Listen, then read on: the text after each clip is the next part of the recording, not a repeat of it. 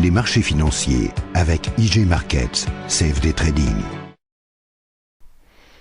Bonjour, c'est Gilles du site boursicoté.com. Voici l'analyse technique des principales paires de devises du marché Forex, ainsi que l'analyse de l'or et du pétrole pour les matières premières. Nous sommes le vendredi 27 mai 2011.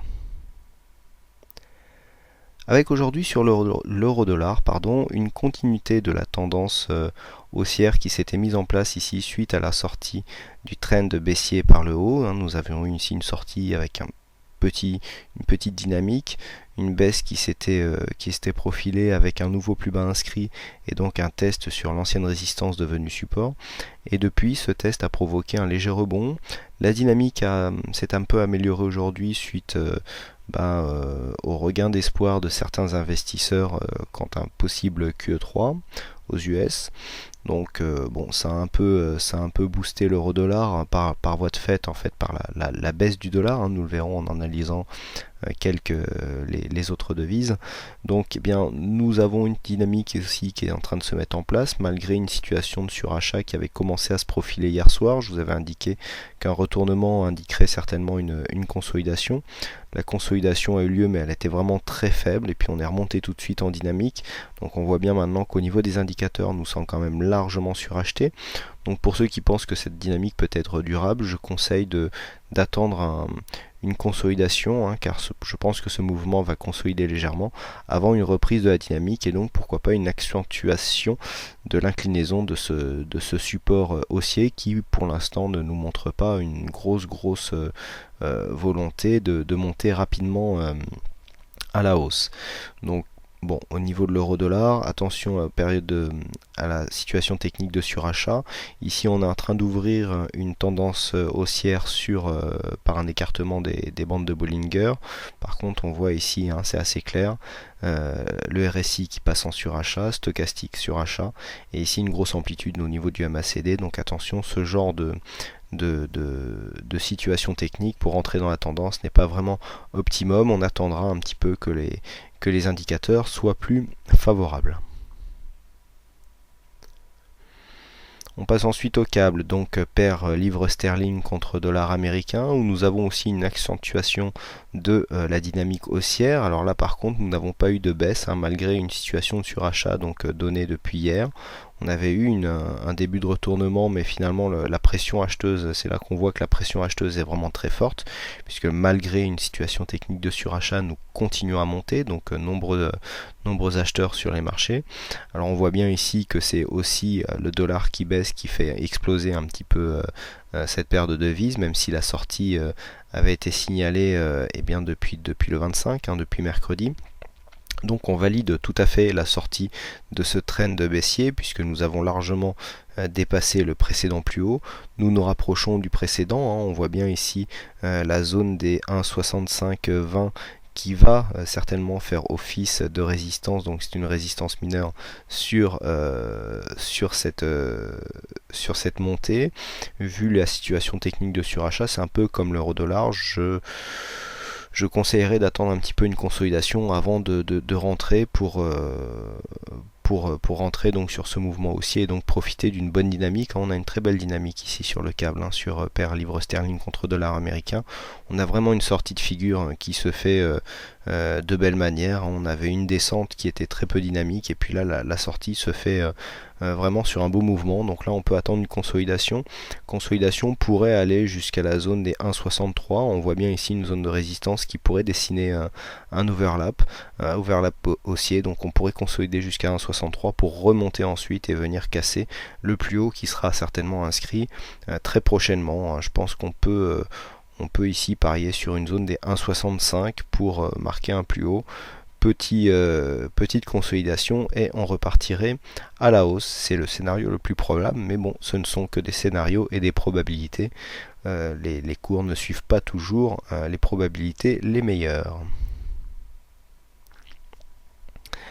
On passe maintenant à la paire dollar-yen où là on constate bien que c'est le dollar qui fait baisser monter l'euro-dollar et le câble, puisque ici avec contre le yen, eh bien la paire baisse, hein. Donc c'est toujours pour savoir quelle devise monte ou descend, eh bien quand le mouvement est baissier comme ça, c'est soit la première devise qui baisse, soit la deuxième devise qui fait l'inverse, c'est-à-dire que là soit c'est le yen qui monte, soit c'est le dollar qui baisse. Et on a vu en corroborant les précédentes paires de devises que l'euro-dollar monte, et donc c'est soit l'euro qui monte, soit le dollar, pardon, soit l'euro qui monte, soit le dollar qui baisse, oui. Et la livre sterling dollar monte aussi, donc soit la livre monte, soit le dollar baisse. Là, quand on voit ces trois paires, on voit que dans ces trois paires, eh bien le dollar baisse. Donc c'est bien l'annonce en fait d'un possible quantitative easing numéro 3 qui fait baisser cette monnaie, hein, car c'est bon, la politique de l'argent facile, la planche à billets qui tourne. Et donc ça entraîne une dévaluation de la monnaie, hein. C'est ce qu'on appelle la dévaluation compétitive, hein. Les Américains aiment bien ce genre de politique. Bon, le problème c'est que ça risque de créer une inflation qui ne serait pas forcément bénéfique pour les marchés. Donc au niveau de la tendance, eh bien c'est assez intéressant, puisque hier nous avions mis en exergue une attaque ici de la zone des 38,2 des 38,2 de Fibonacci. Alors, non, pardon, on a perdu notre Fibonacci. Oui, alors j'ai perdu ma configuration entre hier soir et ce soir, donc je vais retracer, excusez-moi, voilà, je vais retracer le Fibo que j'avais tracé hier. Donc voilà, on était sur donc on était bien venu sur un 38,2 qui se trouvait à cet endroit, hein. Donc nous étions sur une phase de consolidation. On voit bien ici une phase d'arrêt sur la zone des 50%. Donc 50% a marqué un petit peu, a fait une petite pause donc dans la descente. On a même eu une tentative de remontée, puisqu'on a un signal de retournement ici qui n'est pas suivi, puisqu'on continue à marquer des plus bas. Donc c'est ce que je vous disais tout à l'heure sur les probabilités, hein. C'est pas parce qu'il y a une probabilité qu'elle est forcément respectée. Vous voyez là, le signal est en train de s'invalider, hein, le signal de rebond. On a pourtant une forte situation technique de survente en ce qui concerne le RSI et le stochastique, mais là on continue à descendre. Donc attention, ici on surveillera au contact des 61,8, donc la zone des 80-60. Si on venait à casser cette zone de 80-60, eh bien l'objectif final serait ici la zone des 79-58, hein, puisque c'est la base des retracements que nous avions marqué ici le 5 mai 2011. On va certainement assister à une reprise consolidation haussière au sein d'une tendance baissière. On peut parier comme un objectif à 81,35 pour venir marquer la consolidation, voire même la zone des 38,2 à 80,20. Mais pour l'instant, le biais est bel et bien baissier.